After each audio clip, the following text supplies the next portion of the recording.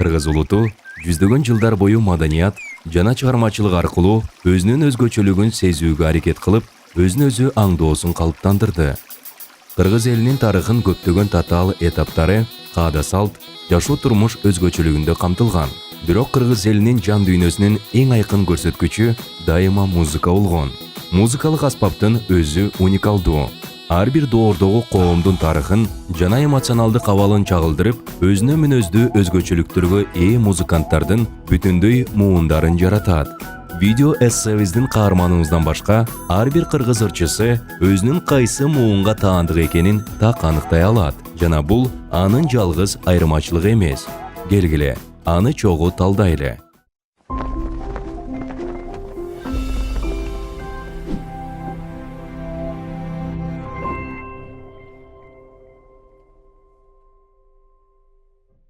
Кыргыз музыкасынын калыптануу тарыхы. Каныкейдин карьерасы кандайча калыптанганын түшүнүү үчүн кыргыз музыкасынын түзүлүшү тууралуу айтып өтүү маанилүү. Кыргыз музыкасынын тарыхы терең жана бай. Ал эзелтеден берки үрп-адаттар жана салттар менен бирге өнүгүп келген. Залкарлардын баштоочулары. Алп залкарлар негиздөөчүлөр. Муундардын башатында кыргыз элинин жаңы маданий иденттүүлүгүн түзүшкөн. Билим алуу мүмкүнчүлүгүнө ээ боло баштаганда, өзгөчө музыкалык билим менен сугарылып, улуттук музыканы жаңы деңгээлге көтөрүшкөн. Булардын катарында Атай Огонбаев, Абдылас Малдыбаев, Кайрыгүл Сартбаева, Токтоналы Сейталиев, Асек Жумабаев, Калый Молдобасанов жана башка көптөгөн белгилүү музыканттар турган. Тарыхта алардын ролу кыргыз музыкасынын өнүгүүсүнө олуттуу таасир эткен жана алардын эмгектери кыргыз музыкалык маданиятынын негиздерин түзгөн. Булар азыркы кыргыз музыкасынын негиздөөчүлөрү. Алардын салымын баалоо кыйын. Алар 20-кылымдын 20-50 жылдарына чейин кыргыз музыкалык салтынын пайдубалын түптөгөн. Ооба, албетте, аларга чейин акындар эч кандай атайын билимге ээ болбостон, кылымдар бою комузун колго алып, таза музыкалык сезимине таянып, ырдап келишкен. Негиздөөчүлөрдүн мууну ушул убакка чейин мүмкүн болбогон иштерди жасашты. Ошол кездеги ар бир кыргызга жакын, үн жагынан тааныш болгон фольклордук элементтерди обонго салып, алгачкы операларды жазышып, кылымдар бою жашап келе жаткан кыргыз маданиятына чоң дүйнөгө терезе ачышкан. Биринчи муун. Бирок алардын эң татыктуу мураскерлери болбосо, алар жасаган эбегейсиз эмгек да бааланбай кала бермек.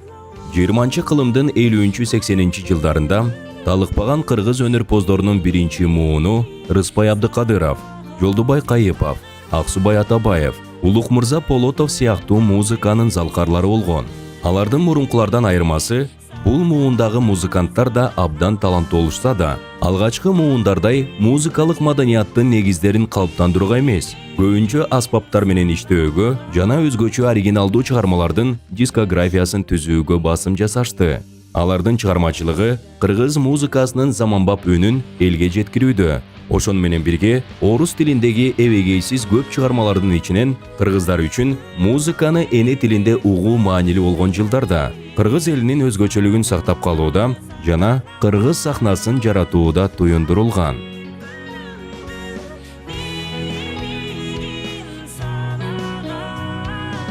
Экинчи муун. Советтер Союзунун кулашы. Андан кийин эгемендүү Кыргызстандын түптөлүшү кыргыз музыкасынын өнүгүү темпине таасирин тийгизбей койгон жок. Жалпы кайра куруу, коомдогу социалдык өзгөрүүлөр, коомдо өзүн кантип позициялоону билбегендиктен батыш маданиятынын таасири кыйла күчөгөндөн улам коомдун музыка жөнүндөгү идеясында абдан өзгөрттү.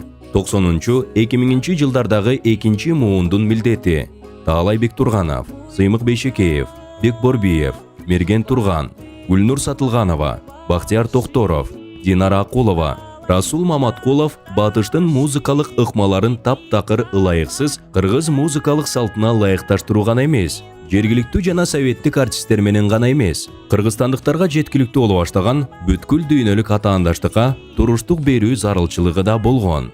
Бул муун кайра куруунун балдары. Алар оригиналдуу үндү издөө менен кыйын замандын талабын канаттандыруунун чегинде турган өз чыгармачылыгы менен бошогон мейкиндикти толтурган. Үчүнчү муун. Бирок бардык оор учурлар бир күнү бүтөт. Жана толук кандуу көз карандысыз Кыргызстан менен бирге жаңы муундун музыканттары чоң эстрада дүйнөсүндө негизделген маданий чөйрө менен өсүп өнүгүп, таптакыр жаңы инновациялык музыканы жарата башташты. 3-чү муун 2005-2010 жылдардан баштап бүгүнкү күнгө чейин активдүү. Тактап айтканда, Мирбек Атабеков, Омар, Арсен, Неля Нуркулова, Нон-Стоп, Урмат Усенов, Айерим Расул кызы, Султан Садыралиев, Гүлжигит Калыков, Малика Дина, Ильяс Абдразаков жана албетте биздин видеобуздун каарманы Каныкей бардык мүмкүн болгон жанрлардын аралашуусу, тайманбас эксперименттердин мууну болуп калды. 3-чү муундун артисттери жанрлар менен ойноп, хип-хоп, рок, поп, блюз, джаз, техно ыргактарын бири-бири менен жуурлуштуруп, түркүн ырларды чыгарып, ошол эле учурда көптөгөн эпатаждык учурларды жана кыргыз музыкасынын тарыхындагы медиа чөйрөсүндө эң ысык маалымат айдыңдарын жаратышты. 4-чү муун. Тарых айланып, кайталануу касиетине ээ эмеспи? Анын сыңарындай 2018 жылдан бүгүнкү күнгө чейинки Рыскелди Сатыбалдиев, Урмат Токонбаев, Сырга Сагынбекова, Салидинас, Тамга, Нурчолпон Улугбек кызы, Рыскелди Старбеков, Мыктыбек Нурланбеков, Элера Кабылжан кызы, Урмат Сатыбалдиев жана башка 4-чү муундун өкүлдөрү негиздөөчүлөрдүн ишин улантышты.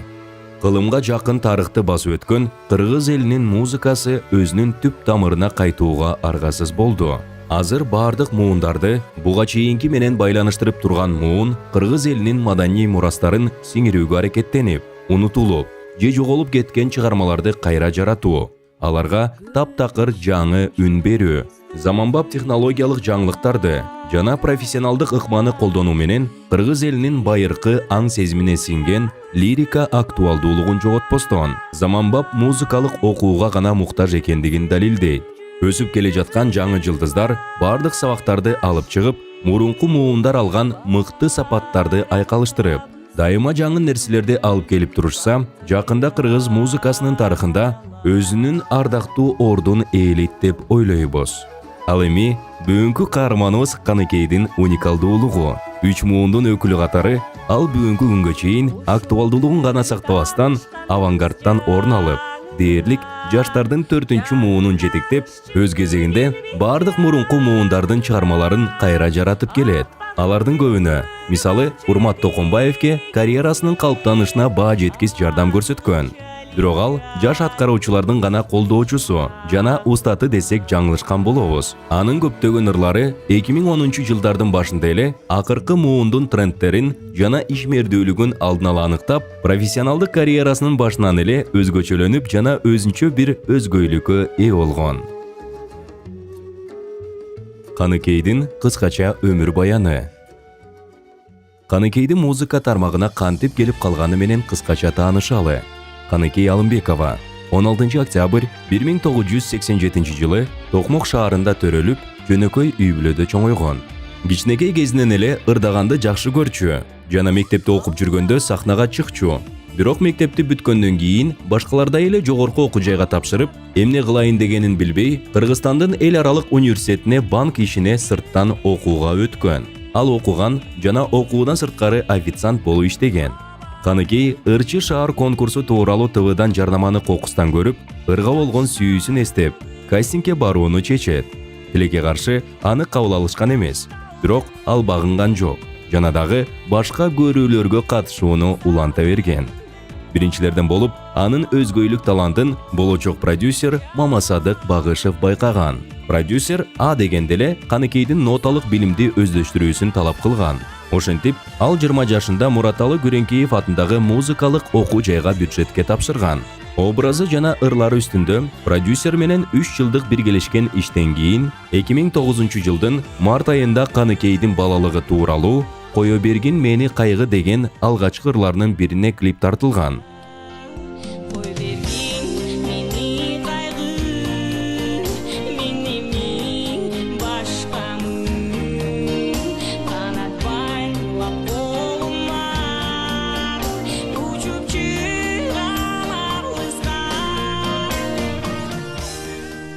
Негизнен бул ыры Каныкейдин музыкалык карьерасынын башталышы десек да болот. Көпчүлүк Салам Нью-Йорк тасмасы үчүн ырдалган Садагам ыры аркылуу популярдуулукка ээ болду деп эсептешет.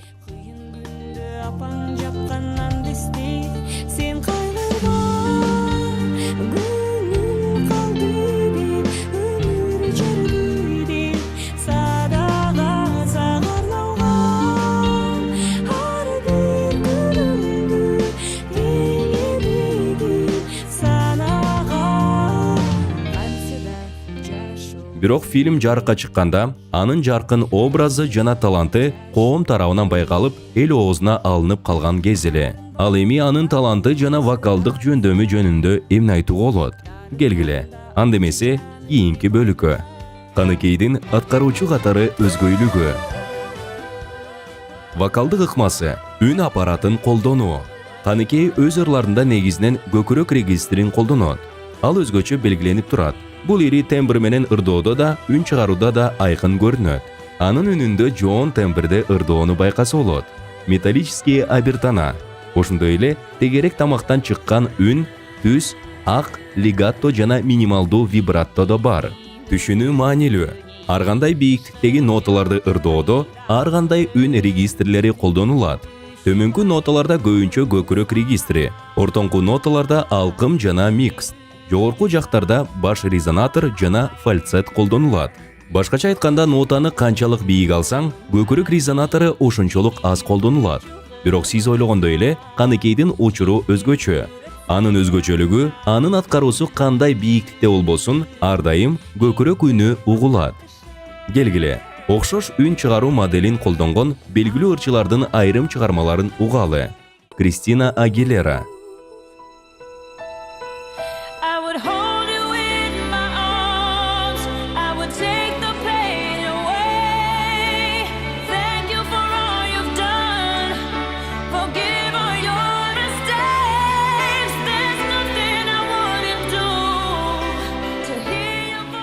Мына, жогорку ноталарды аткарууда көкүрөк регистрин колдонууга аракет кылганын даана байкасак болот. Бирок чындыгында ырчынын көкүрөк резонаторун колдонуу пайызы Каныкейге салыштырмалуу абдан төмөн. Шакира.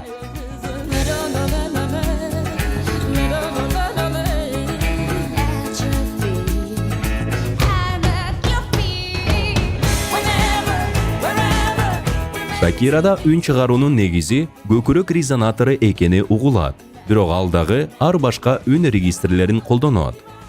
Каныкей.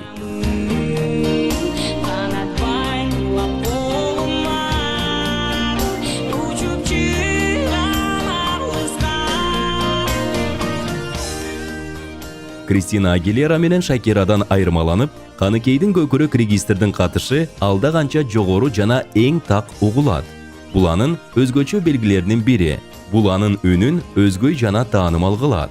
Бирок баарыбызга белгилүү болгондой, вокалдын стили аткаруучунун мүнөздөмөсүнүн бир бөлүгү гана. Анткени ал колдонгон жанрды эске албай туруп, аны баалоо мүмкүн эмес. Каныкейдин оригиналдуулугу бул учурда да байкалат. Стиль жана жанрлар менен иштөө. Каныкей фольклордук ырларды кыргыз колоритинде, рок аранжировкасы менен ырдайт. Жүрөк сыздайт, адаштым, садагам. Бирок аларды эң классикалык стилде ырдайт. Тактап айтканда, рок жанрындагы ырлар негизинен төмөндөгү вокалдык ыкмаларды колдонушат. Микст вокал.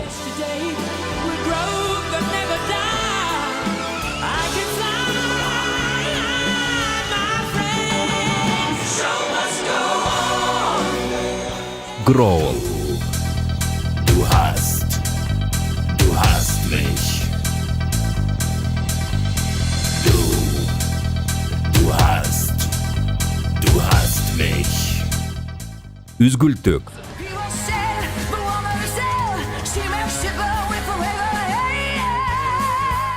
Каныкейдин аткаруучулук стили, фольклордук ырларды ырдаганы жана жанрдын шарттуулуктарына ылайыкташканы менен түшүндүрүлөт деп ойлойсуң. Бирок бул жерде да биздин өзгөй аткаруучубуз жеңил жолду тандаган эмес. Анткени фольклордук ырлар адатта мурун аркылуу ырдалат. Каныкей болсо классикалык вокалда ырдайт. Муну менен бирге ал фольклордук ырды рок аранжировкасы менен аралаштырып, вокалдык тараптан ал өзүнүн табигый жанрларына карама-каршы келген эч кандай түпкүлдүктү сактаган эмес. Бирок ал бардыгын абдан жөнөкөй, саркеч жана жаңыча кылып жаратты. Бул анын музыкалык стилине гана эмес, бүт карьерасына, анын ичинде сырткы келбетине да тиешелүү. Каныкейдин өзгөчө образы. А. Сырткы көрүнүшү, кийими, макияжы. Каныкей ар дайым эрдиги менен айырмаланып, кыргыз эстрадасында мурда эч ким көрбөгөн, көзгө урунуучу, бирок өзгөчө образдарда эл алдына чыгып келген. Ал Голодные игры сагасындагы Капитолийдин каарманындай болушу мүмкүн. Же жапондордун кабуки театрларынын каарманы сыяктуу. Же рок тобунун солисти сымал. Сахнадагы өзүн алып жүрүү, тизиле камтылган келгин образ. Каарманыбы сахнада да өзүн өзгөчө алып жүрөт. Ал өзүнүн концерттик аткарууларына сахна жоруктары катары мамиле кылат. Жана өзүнүн айтымында театралдаштырылган оюн зооктордон абдан шыктанат. Ошол эле учурда көрөрмандар менен жигердүү баарлашууну токтотпостон өзгөчө атмосфераны түзөт. Өзгөчө клиптер. Албетте, өзүн өзү билдирүүнүн бир бөлүгү катары клиптеринде да өзүнүн оригиналдуулугун көрсөтө алган. Куурчак клибиндегидей анимация болобу? Же Земфиранын клиптерине аябай окшош видео болобу? Же мисалы Карачан клибин алалы. Кара костюмдар, кыргыз эстрадасында болуп көрбөгөн роботтук кыймылдар. Мунун баары кайталангыс чыгармачылык мамиледен, визуалдуу көрүнүшкө да, музыкага да өзгөчө көз караштан кабар берет. Жеке портрет. Ушунун баары менен Каныкей абдан жөнөкөй, жупуну адам бойдон кала берет. Анын адамгерчилигин жана кайрымдуулук концерттерде, мисалы СПИДке каршы күрөшүүгө арналган концерттик акцияда чыгууга даярдыгын бардыгы белгилешет. Мындан тышкары, көптөгөн пикирлерге караганда, ал ар дайым сүйлөшүүлөргө даяр.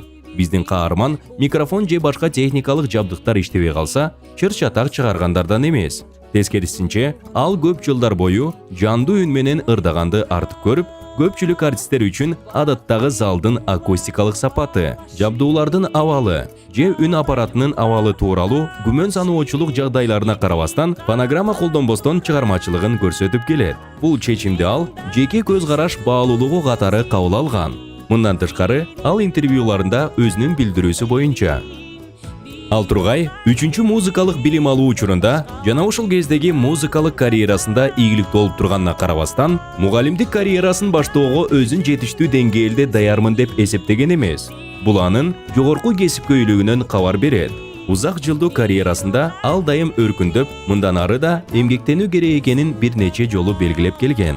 Жалпысынан алганда, Каныкейдин окуясы музыка индустриясынын өзгөчөлүгүн абдан сонун баса белгилеп, сөзсүз түрдө түпкүлдүккө жана стандарттарга ылайык келүү керек эмес экендигин көрсөтүп, ийгиликке өзүнө таандык көз караш жана өзгөйлүк менен да жетүүгө болорун бардык музыкалык муундардын ортосундагы байланыштыруучу көпүрө, байыркы фольклор менен заманбап рокту айкалыштырган парадоксалдуу артист боло аларын. Эң негизгиси, ийгиликке жетүү менен чоң профессионал жана жакшы адам бойдон калуусуна биздин команда тилектеш. Жана мындан аркы ийгиликтерди каалап кетмекчи.